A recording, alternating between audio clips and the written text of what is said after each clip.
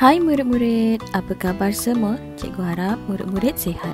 Bertemu lagi kita pada hari ini dalam sesi pembelajaran bersama Cikgu Mirani.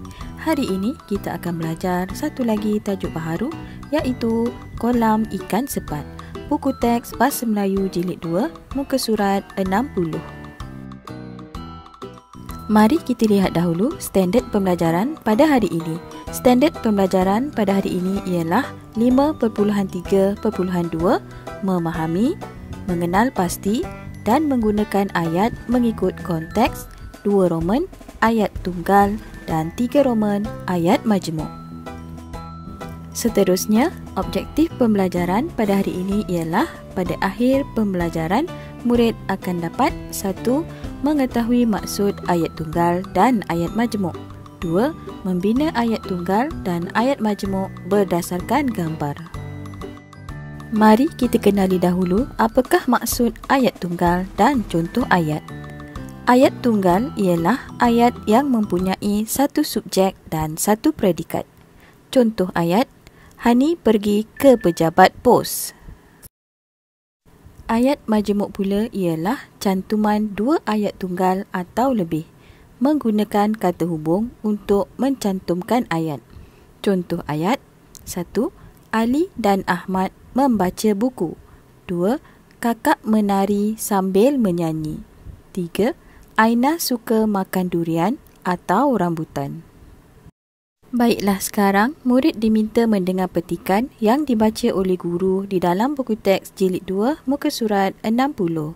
Dengar dan fahamkan. Kolam ikan sepat. 1. Kok Bun melepaskan ikan sepat ke dalam kolam. 2. Kok Bun dan ayahnya menabur makanan ikan di tepi kolam pada waktu petang. Sekarang, mari cikgu bimbing mengenal pasti ayat tunggal dan ayat majmuk berdasarkan gambar. Murid-murid diminta melihat gambar dan ayat. Kita lihat yang pertama, Kok Bun melepaskan ikan sepat ke dalam kolam. Baik, yang ini ialah ayat tunggal. Sebagaimana yang kita tahu, ayat tunggal ialah ayat yang mengandungi satu subjek dan satu predikat. Seterusnya, kita lihat ayat yang kedua. Kok Bun dan ayahnya menabur makanan ikan di tepi kolam pada waktu petang. Baik, ini pula ialah ayat majmuk. Sebagaimana yang kita tahu juga, ayat majmuk ialah cantuman 2 ayat tunggal atau lebih dan mengandungi kata hubung dan. Seterusnya, mari cikgu bimbing bagaimana membina ayat tunggal dan ayat majmuk berdasarkan gambar. Baik, murid-murid diminta melihat gambar yang ketiga. Ayatnya ialah Kok Bun membersihkan kawasan kolam. Ini ialah ayat tunggal. Seterusnya, gambar keempat. Kok Bun mengambil penyauk lalu menyauk ikan. Ini ialah ayat majmuk kerana ada kata hubung lalu. Seterusnya, gambar yang kelima. Kok Bun menimbang ikan di atas mesin penimbang. Ini ialah ayat tunggal. Dan yang keenam, Kok Bun memberikan duit kepada ibunya untuk disimpan di bank.